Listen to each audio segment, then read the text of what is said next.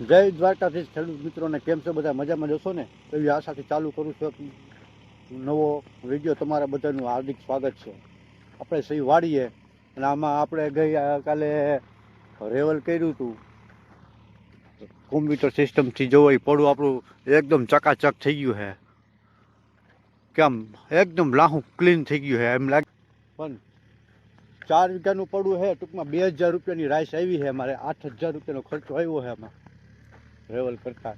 તો કે એવું બધું કંઈ બહુ વાંધો નહોતો. એટલે બાકી હવે અત્યારે કામકાજ ચાલુ છે આપણાની અંદર સવડા મારવાનું. કેમ કે સવડા મારવા ફરજિયાત થઈ ગયા હતા. આપણે ઉપરની સાઈડ છે હમણાં ત્યાં જઈને બતાવું. ત્યાં છે ને ટકો થઈ ગયો. એમાં દાંતી પડે એવી કોઈ જોગવાઈ નહોતી. બરાબર. હવે અત્યારે આપણામાં સવડા મારે લાગે છે. જો આ 2 ગોથા માર્યા છે. જો અહીંથી હું બતાવી દઉં. આખી જમીન ઊંચા નીચે કાયદેસર ફૂટે માટી. જો પહેલાં તો તમે કહી દો માટી કેમ છે. આ લાઈપસી જેવી છે. જોઈ લો કાળી. ખાવાનું મન થઈ જાય. જો એટલું બેસતું જાય છે. ટૂંકમાં ફૂટથી માથે બેસી જાય છે. 1 ફૂટથી નીચે આંતરખેડ થઈ જાય છે. જોઈ લો. હવે સવડા મારામાં શું ફાયદો થાય છે જરી કોમેન્ટ કરીને બતાવી દેજો ને મને. પલટી સવડા લાગે છે અત્યારે. બરાબર. જમીન પણ દરવારી છે ભાઈ. આમ તો જુઓ કાંઈ ઘટે નહીં યાર. કાળી ઓરિજિનલ પાડાના કાન જેવી નો કી આપણે એના જેવી છે. બરાબર. હવે ત્યાંથી જો પાછું ચાલુ કરી દીધું છે. પલટી સવડા કહે ને, જે હેઠે જઈને ત્યાંથી ઓટો આમ સીધા હાઇડ્રોલિક સિસ્ટમથી પલટી મારી જાય.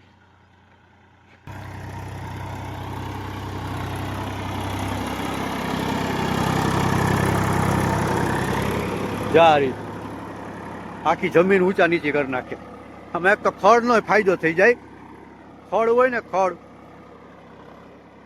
ખડનું બિયારણ સીધું આખું ઊંચા નીચે વહી જાય ને. એટલે મારે મેન તકલીફ તો એ હતી, થોડુંક ખડ થઈ ગયું હતું ને અમે છેલ્લા 2 વર્ષ થયા.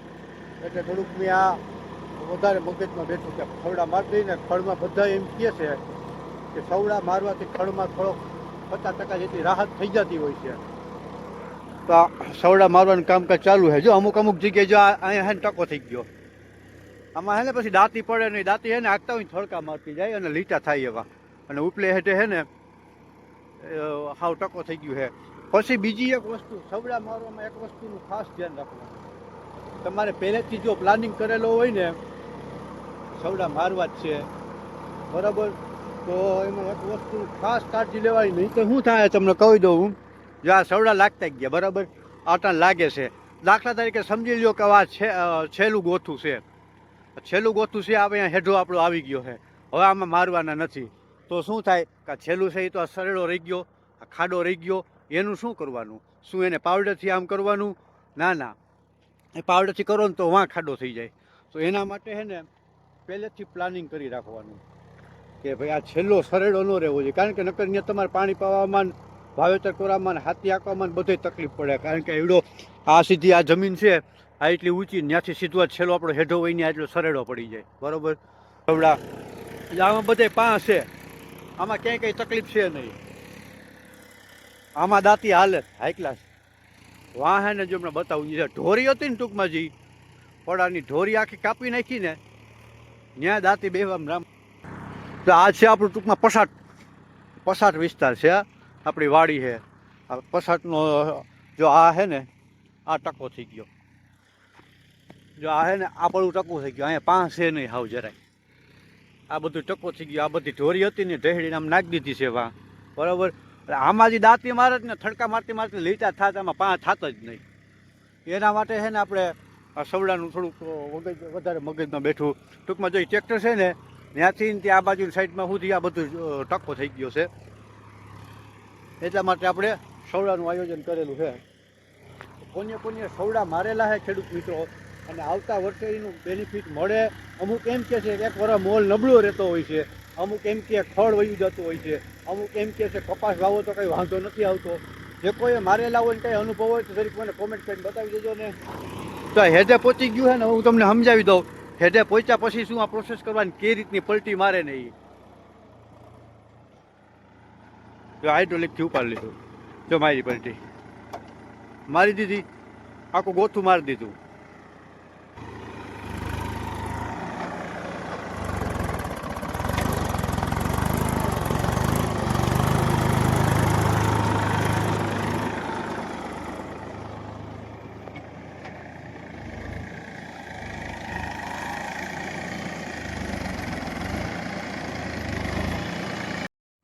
જો પાછું ચા માંડ્યું ટૂંકમાં છેલ્લે હોય છે ને છેલ્લે ન્યા સરેડો રહે. હવે એ છેલ્લે આપણે હેઠે પૂરો થાય અને છેલ્લી સવડું મારેલું હોય બરાબર ન્યા સરેડો ન કરવા માટે શું કરવાનું. જે કોઈ ખેડૂત મિત્રોને સવડા મારવા હોય કે આ વસ્તુનું ખાસ ધ્યાન જ રાખજો, નહીંતર હેરાન થશો ને હેરાન થશો. હમણાં તમને હું બતાવી કીધું હતું ને છેલ્લે સરેડો પડે ને એ આગતા દાખલ કે આગતા આવશે બરાબર. છેલ્લે પૂછશે ત્યાં તો છેલ્લો સરેડો તો રહેવાનો જ છે. તો એના માટે શું કરવાનું? આ વાહ એકદમ આ બધી વસ્તુ છે ને બહુ ધ્યાન રાખ્યા જેવું છે કે એના માટે શું કરવાનું. કારણ કે આપણે હશે બરાબર એ આગતા આવશે બરાબર, છેલ્લે સરેડો છે એ રહેવાનો જ છે. દાખલા તરીકે આવડું આ છે આપણો હેઠો છે, અહીંથી આ છેલ્લું સવડું અહીંયા આવેલું બરાબર, તો અહીંયા સરેડો રહેવાનો જ છે. તો એ સરેડામાં પાણી છે ને ચોમાસે સરેડો આખો ભર્યો રહીએ, હાથી આખો મેળ ન આવે, વાવેતરમાં મેળ ન આવે, પાણી પાવામાં મેળ ન આવે, આવા બધા ઘણી બધી સમસ્યા ઊભી થાય. તો એના માટે શું કરવાનું?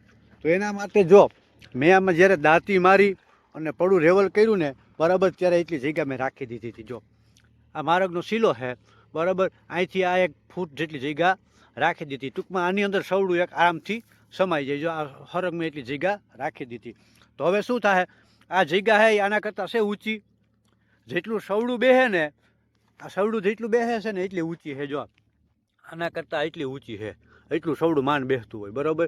તો હવે અહીંયા સવડું હાલશે ને જ્યારે છેલ્લે ત્યારે આ જગ્યા ઓલરેડી આના કરતાં અધર છે. અધર છે ને એટલે આ ખાચો ભાઈ સવડું હાલશે ને એટલે આની રેવલમાં ઓટોમેટિક આવી જશે. આના રેવલમાં પરફેક્ટ થઈ જશે એટલે બધું આખું એકદમ રેવલ થઈ જશે. નહીં તો જો આ જગ્યા તમે ન રાખો બરાબર, આની હારે ખેડી નાખો, પહેલેથી જ ખેડાઈ ગયું હોય પછી તમે સવડા મારો ને તો એ સરેડો છે ને અહીંયા એમને છેલ્લે ધોરિયા જેવો સરેડો રીએ. તો એ પછી મેં કીધું એમાં હાથીમાં બધે ઘણી બધી સમસ્યા થતી હોય છે. અને પછી બીજા નંબરમાં સવડાનું શું કલાકનો ભાવ હોય, વીઘાનો ભાવ છે કે કલાકનો ભાવ છે, અને કેટલો ભાવ છે, શું હોય શું ન હોય, બધું હમણાં ભાઈ ટ્રેક્ટરવાળા પાંચ જઈને તમને બતાવી દઉં, સમજાવી દઉં. અહીં હું જોડાડવાનું અહીંનું જો આવું હોય ધ્યાન રાખવાનું.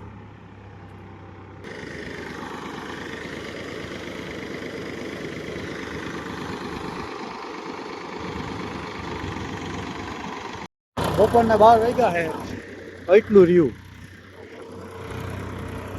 એમ તો જા 1 ફૂટથી વધારે બેસે છે.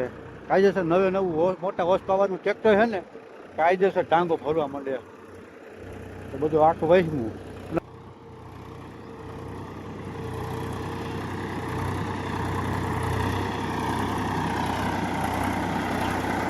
ભાઈ હું આનો કલાકનો ભાવ હોય કે વીઘાનો ભાવ હોય? ભાઈ હજી અમે ભાવ નક્કી નથી કર્યો. હા બરોબર, આ હજી મુહૂર્ત જ છે. બરાબર ભાઈ, હજી શરૂઆત જ છે. આપણા પડામાં પહેલી વખત આવ્યું હોય, હજી ભાવતાલનું કંઈ નક્કી નથી.